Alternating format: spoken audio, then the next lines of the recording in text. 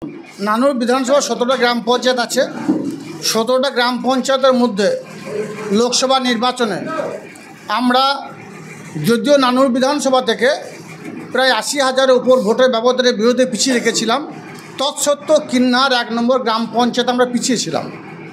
তার কারণ অনেকগুলো থাকতে পারে। আমি বারবার বলেছি যে কোনো গ্রাম পঞ্চায়েত, কোনো ব্লক, কোনো বিধানসভা যদি পিছিয়ে যায় তার দায়িত্ব কিন্তু মমতা বন্দ্যোপাধ্যায়, অভিষেক বন্দ্যোপাধ্যায়ের নয়। সেখানকার যারা নেতৃত্ব, যারা পরিচালনা করছে তাদের চলার পথে কোনো ব্যর্থতা বা দুর্বলতা আছে।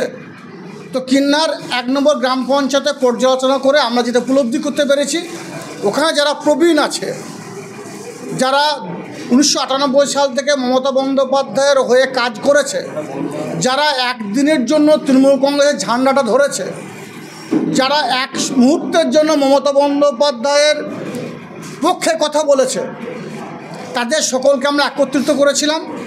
ওখানকার 14 জন যারা মমতা বন্দ্যোপাধ্যায়ের নির্ভীক সৈনিক, বর্তমানে যারা পঞ্চায়েতটা পরিচালনা করছে, প্রধান উপপ্রধান সহ ওখানে যারা নেতৃত্ব তাদেরকে, এবং যারা প্রবীণ যেমন ডোমাদা থেকে শুরু করে, প্রশান্ত থেকে শুরু করে, বুবাই থেকে শুরু করে, এরা প্রত্যেকে এক এক সময়ে কিন্নার 1 নম্বর গ্রাম পঞ্চায়েতটা পরিচালনা করেছে।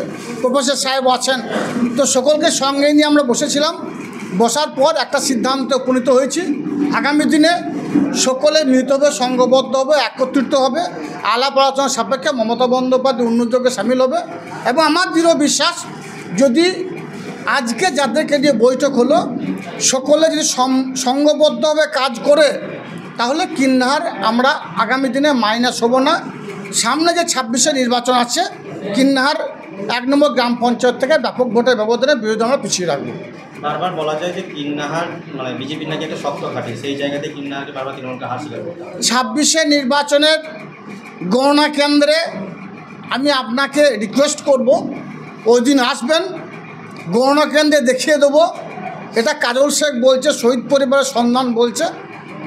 গণনা কেন্দ্রে আসবেন, দেখিয়ে দেবো। শুধু যখন বাক্স খুলব, জোড়া ফুলই থাকবে, অন্য কোনো ফুল থাকবে না। বিরোধীরা সর্ষের ফুল দেখবে কিন্নার 1 নম্বর গ্রাম পঞ্চায়েত থেকে। তার জন্যই আজকে আমার এই বৈঠক ছিল। 1 সপ্তাহের মধ্যে আমি আমার এখানকার বর্তমান বিধায়ক বিধানচন্দ্র মাঝি, আমাদের ব্লক সভাপতি সুব্রত ভট্টাচার্য, সকলকে নিয়ে বসে আর এক প্রস্ত আলোচনা সেরে নেওয়ার পর কিন্নার 1 নম্বর গ্রাম পঞ্চায়েতে আমার প্রক্রিয়া শুরু হবে। দেখা গেল যে নানুর বিধানসভা থেকে 1 লক্ষের বেশি ভোটে লিড দেওয়া একটা বার্তা দিলেন, সেই আশা কি পূর্ণ হবে? অবশ্যই তার থেকে বেশি ভোটের ব্যবধানে জিতব। 1 লক্ষটা একটা মাত্রা বা একটা দিক নির্দেশন করলাম মাত্র।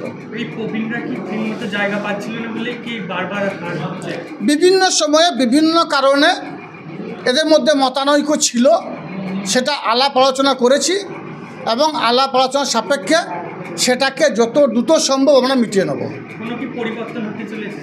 অবশ্যই পরিবর্তন চলেছে। কিন্নার 1 নম্বরে পিছিয়ে ছিলাম, সেখান থেকে এগিয়ে যাব।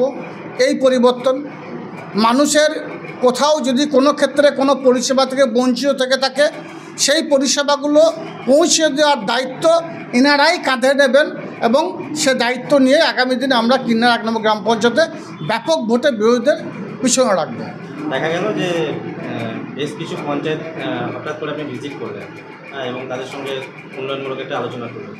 দেখুন, গ্রাম পঞ্চায়েতের দায়িত্ব মাননীয় মুখ্যমন্ত্রী মাননীয় মমতা বন্দ্যোপাধ্যায়কে দিয়েছেন। বীরভূম জেলার সভাধিপতি আসনে বসিয়ে বীরভূম জেলার যে 167টা গ্রাম পঞ্চায়েত আছে, প্রত্যেকটি গ্রাম পঞ্চায়েত সঠিকভাবে যেন পরিচালনা হয় এবং উন্নয়ন যেন সমানভাবে বন্টন হয়, সেই দায়িত্ব তিনি আমাকে দিয়েছেন। তো বর্তমানে যে গ্রাম পঞ্চায়েতগুলো আমি ভিজিট করলাম, আজকে কঙ্কাইতলা গিয়েছিলাম, বড়সাউতা গিয়েছিলাম, নানুর গিয়েছিলাম, প্রত্যেকটি গ্রাম পঞ্চায়েতে 15 ফিনান্সের কাজ কদ্দূর এগিয়েছে, 5th ফিনান্সের কাজ কদ্দূর এগিয়েছে, পঞ্চায়েতে কোনো বড় রাস্তা হয়নি এমন আছে কি না, কোনো ব্রিজ করতে হবে কি না, কোনো নিকাশি ব্যবস্থা কোনো প্রবলেম আছে কি না। তাছাড়াও সব থেকে যেটা মূল বিষয় আমার ভিজিট করার উদ্দেশ্য, সেটা হচ্ছে আমাদের মাননীয় মুখ্যমন্ত্রী মাননীয় মমতা বন্দ্যোপাধ্যায় যেটা কেন্দ্রীয় সরকার বাংলাকে বঞ্চনা করছে, আবাস যোজনা বাড়ি কেন্দ্র সরকার দেয়নি। আমাদের মাননীয় মুখ্যমন্ত্রী মাননীয় মমতা বন্দ্যোপাধ্যায় বীরভূম জেলায় 53,301টা বাড়ি দিয়েছেন। তার মধ্যে সেকেন্ড কিস্তির টাকা প্রায় 48,000 বাড়িতে পৌঁছে গেছে। বাকি 7,000-এর কাছাকাছি বা 7,000-এর কিছু বেশি বাড়িতে এখনও সেকেন্ড কিস্তির টাকা ঢোকেনি। তার মানে তারা লিন্টন পর্যন্ত এখনও তৈরি করতে পারেনি। কেন পারেনি, কী জন্য পারেনি, সেই বিষয়গুলো নিয়ে আলোচনা হলো। যেমন কঙ্কালতলা গ্রাম পঞ্চায়েতে 12টি বাড়ি বাকি আছে। বড়সড়া গ্রাম পঞ্চায়েতে এখনও 47টা বাড়ি আছে যে বাড়িগুলো লিন্টন পর্যন্ত হয়নি। অর্থাৎ সেকেন্ড কিস্তির টাকা মাননীয় মুখ্যমন্ত্রী মাননীয় মমতা বন্দ্যোপাধ্যায় দেওয়ার সত্ত্বেও গ্রাহক এখন নিতে পারেনি। তারপরে আমি নানুরে গিয়েছি, নানুরে প্রায় 70টা কাছাকাছি বাড়ির সেকেন্ড কিস্তির টাকা এখনও তারা নিতে পারেনি। কেন পারেনি, কী জন্য পারেনি, প্রশাসনিক স্তরে দেখার জন্য বলেছি। সঙ্গে সঙ্গে পলিটিক্যালভাবে, রাজনৈতিকভাবে যা দায়িত্ব আছে, প্রধান উপপ্রধান সহ গ্রামের যারা সদস্য আছে তাদেরকে বাড়ি বাড়ি গিয়ে ডোর টু ডোর গিয়ে দেখার জন্য বলেছি আমি। তারা সার্ভে করবে, সার্ভে করে আমাকে রিপোর্ট দেবে, সেই রিপোর্ট আমি যেখানে পাঠাবো। আগামী দিনে কি বীরভূমের আর কোনো পঞ্চায়েত ভিজিট করবেন? কি পঞ্চায়েত? যে পঞ্চায়েত দেখব বাংলা আবাস যোজনা বাড়ি সেকেন্ড কিস্তির টাকা নিতে পিছিয়ে আছে, সেই পঞ্চায়েতে আমি যাব। সেটা আমাদের দেখা যায় জেলা পরিষদ বসেই।